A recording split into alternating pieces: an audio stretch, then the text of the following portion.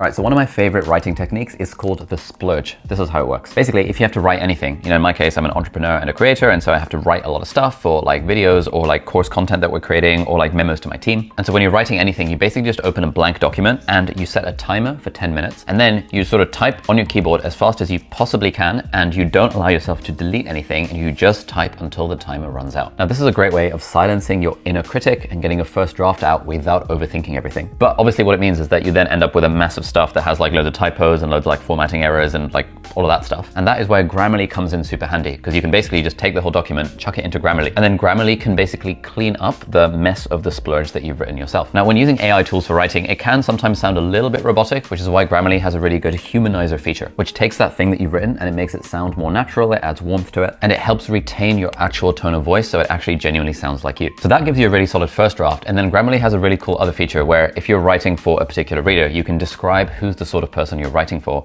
and then it'll go through your piece and it'll flag where anything is particularly confusing or where a reader might have follow-up questions. And then this is amazing because then you can sort of preemptively address those follow-up questions or objections while you are writing your second draft. So this is super handy for me, it's super handy for my team who also have to do a lot of writing. We all use Grammarly across the board. So you should totally level up your productivity and get Grammarly today. And if you would like 20% off the pro version, you can click that link over there.